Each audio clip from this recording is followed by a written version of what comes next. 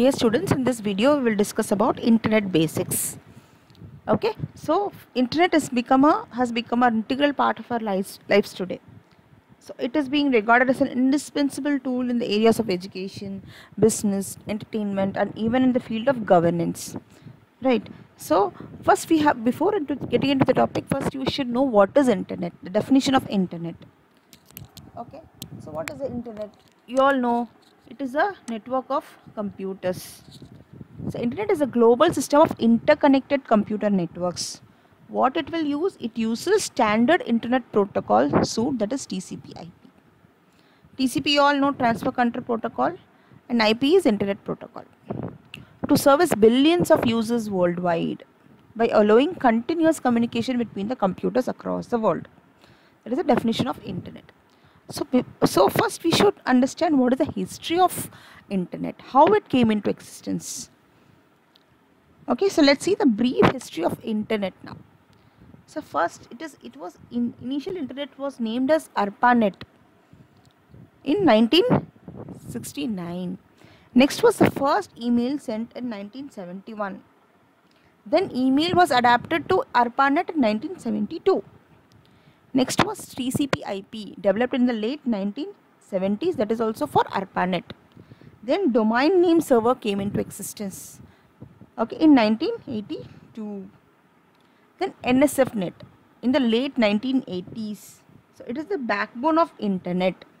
They developed HTML. It was developed by Tim Berners-Lee, okay, which led to the development of WWW, that is World Wide Web.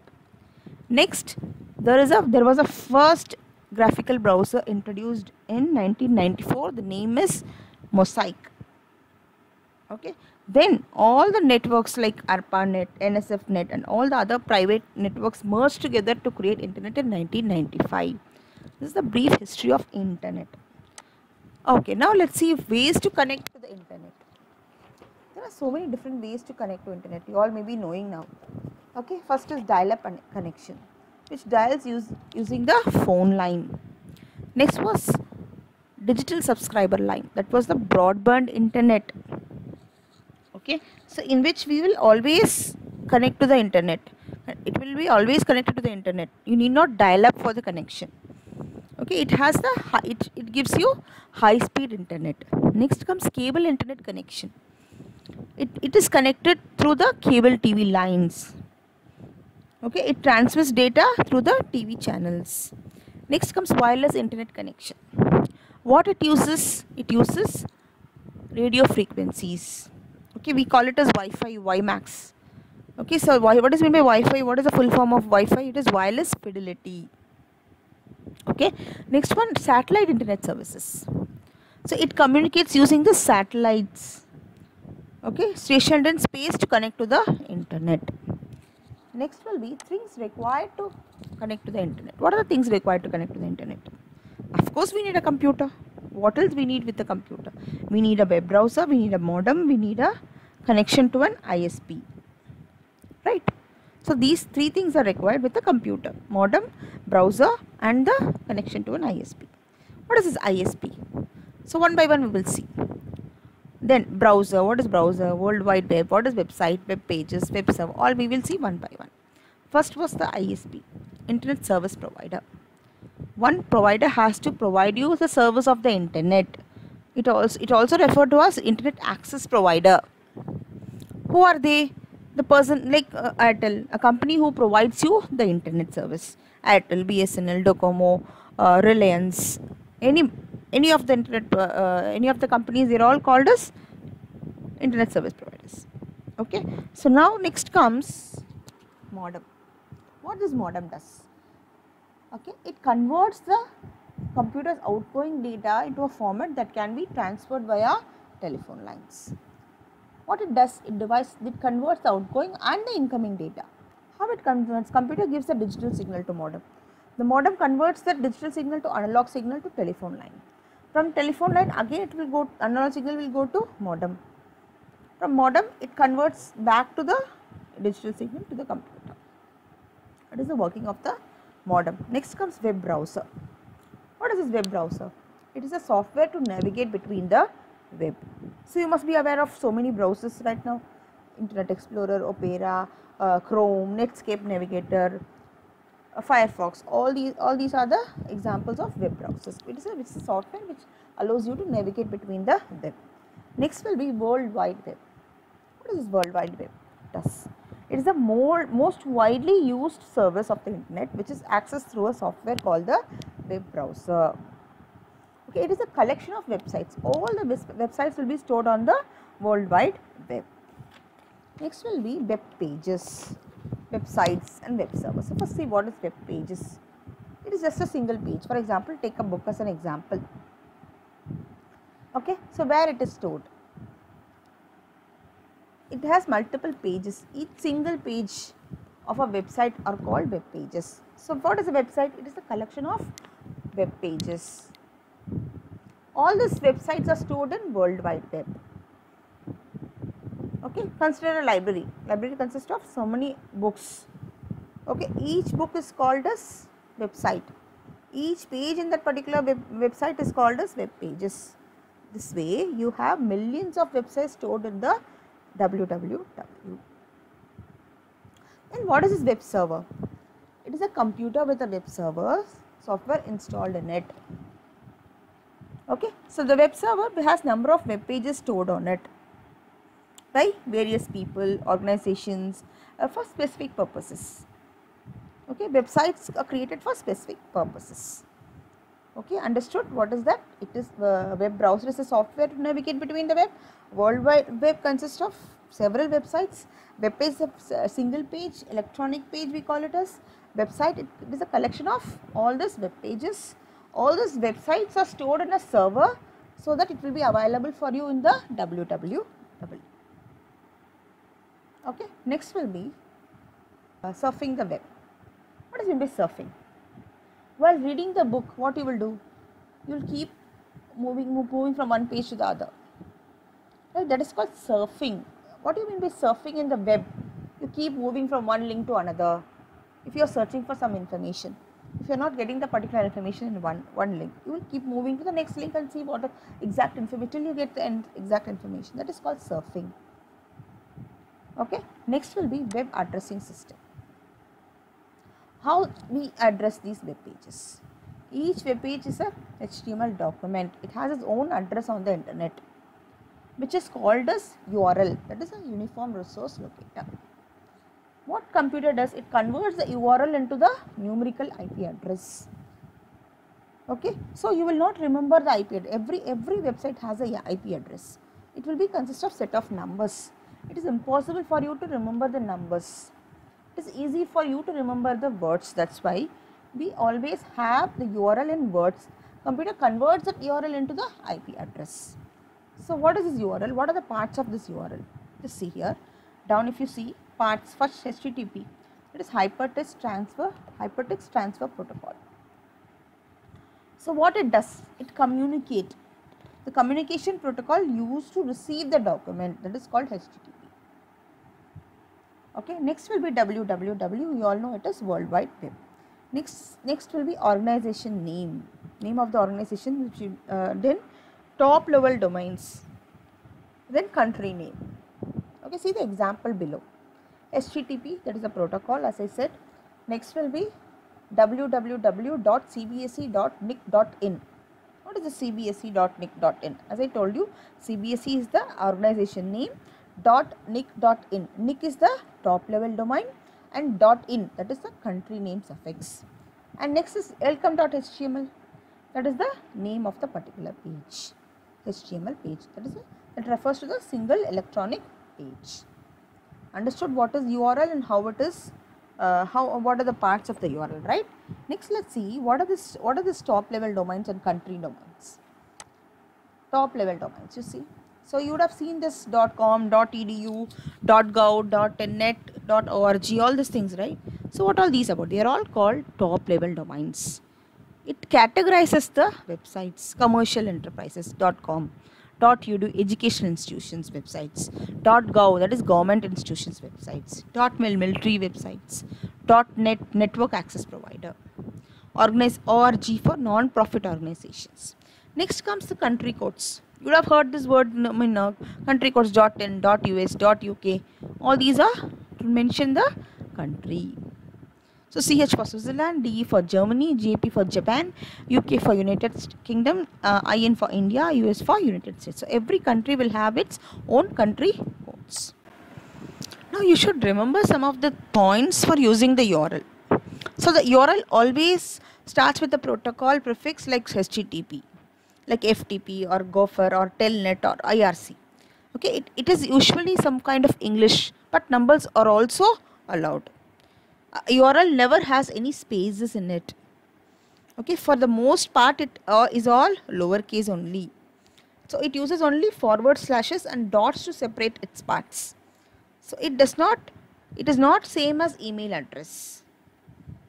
Now let's see how does this www works. So how will you type the URL? If you know this website, you have to go and you have to search the information. So what should you do? You have to open the browser and you will enter the web address in the URL in the address bar, right? So how it works?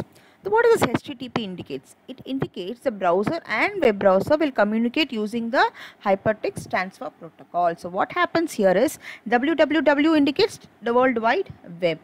Okay, so this CBSE indicates domain name, as I said already. So what happens when you immediately enter the address in the address bar, the web browser sends the request to the appropriate web server on the internet. Okay, the web server locates the particular files related to the website and then downloads them to your computer. Then your web browser will display the page. So what is happening here? The server sends back the first you're sending request from your browser to the server. Then the server sends back the requested page. Okay, this is the working of this www. Okay, now you know what is URL, what is the domains, and what is country codes, everything. So now let's see what is this TCP IP. As I already told you, it is an internet protocol suite. So what does this TCP IP does? It is a communication of information over the internet. It makes the communication possible over the internet by group of protocols. What does mean by protocols? Protocols means set of rules. Okay, TCP IP stands for Transmission Control Protocol or Internet Protocol. So what happens in this? It defines how electronic devices should be connected over the internet and how data should be transmitted between them. What happens in TCP? It is responsible for breaking down data into small packets before they can be sent over the network, and all this has been assembled as a packets. These packets are assembled and again arrived to the destination computer. Okay, so that is the working of TCP. What does IP does? IP takes care of the communication between the computers. It is responsible for addressing, sending and receiving the data packets over the internet. Okay, that is called TCP IP. Now let's see what is this TCP IP for web, email, all this etc. Okay, first we will see TCP IP protocols for web. So everywhere we have protocols. So everywhere we go, we have rules, certain rules to follow. If you go to library, you have certain rules to follow. If you go to schools, you have certain rules to follow. If you go to the airport, you have certain rules to follow. Same, computer also follows some rules. For web, TCP IP protocols for web now. What it does? So web browsers and servers use TCP IP protocols to connect to the internet. So let's see some of the common protocols, TCP IP protocols for web. HTTP and FTP. So you already know what is HTTP, Hypertext Transfer Protocol. It takes care of the communication between the web server and the web browser. Now only we saw how it communicates. Next will be FTP. So FTP, it takes care of transmission of files between the computer over the www. We call it as file transfer protocol. So for example, you are sending some files like text, we are sending some word files, PDF files, audio files, video files. All these files are transferred only using this file transfer protocol. If it is a small file also, big file also, these software should be connected to file transfer protocol. Next, let's see that some of the TCP IP protocols for email. Okay, email programs also uses TCP IP for sending and receiving emails. Right. So first is SMTP, that is a simple mail transfer protocol. It only transmits text It will not transmit any audio or video or any of the other files. Next will be POP, that is Post Office Protocol. It is used to retrieve email from an email server. Okay, next MIME, that is Multi-Purpose Internet Mail Extensions. It transmits multimedia files. As I told you, SMTP only transmits text, but MIME will transmit multimedia files. Next, IMAP, Internet Message Access Protocol. It is same like POP, but it will download email automatically. But POP will not download email automatically. Only if you download, it will get downloaded to your email server. Next will be other TCP/IP protocols. First one is ARP, Address Resolution Protocol. What it will do? Let's see one by one. So, it is used by IP to find the hardware address of the computer network based on the IP address. Next is boot protocol. It is used for booting. Booting means for starting from the computer network. Next, DHCP, that is Dynamic Host Configuration Protocol. It is used for allocation of dynamic IP addresses to computers in a network. Next is ICMP, Internet Control Message Protocol. It takes care of error handling in the network. Next is LDAP, that is Lightweight Directory Access Protocol. What it does? It is used for collecting information about users and email addresses from the internet. You would have heard many emails comes to you without your knowledge, that how they you may be wondering how they know my email ID. Through this protocol, they would have collected your email IDs and they used to send the emails to you. Next, NTP, that is Network Time Protocol. It is used to synchronize the time between the computers. Next is PPTP, Point-to-Point Tunneling Protocol. It is used for setting up an internet connection between private networks. Next is RARP, Reverse Address Resolution Protocol. It is used by IP to find the IP addresses based on the hardware address of a computer network card. Next is SNMP, that is Simple Network Management Protocol. It is used for administration of computer networks. Next, Secure Socket Layer, that is SSL. It is used to encrypt data for secure data transmission. So encrypt, decrypt, you would have heard this word. So what happens whenever you type password, it will not display the password. Any website will not display your password. What happens? It converts, it encrypts the particular password. So when it is saved in the database, it will not be saved exactly the same. It will encrypt and save it. While it is displaying to you, when it recovers, it decrypts and sending it to you. This TLS, that is Transport Layer Security. It is a protocol. It is a newer and more secure version of SSL. Next comes e-groups. So nowadays you all are very much familiar about the e-groups. We have so many online groups, communities, clubs, social networking services. All these are, see, some social networking like Facebook, you have groups. In Twitter you have groups. So these are all online groups, we call it as. So all the social networkings and its groups are created right now. They are all called e-groups. It is a feature in many social network services which allows users to create and post comments and share ideas on the forums, and then that cater to their specific interest. You would have seen some forums, if you post some questions, if you are posting your query in the Google search engine. So that time what happened, it will show you so many forums that so many people would have discussed about that particular topic. You will get the answer from there also. So these are all called e-groups. I hope everything is clear. Thank you, children.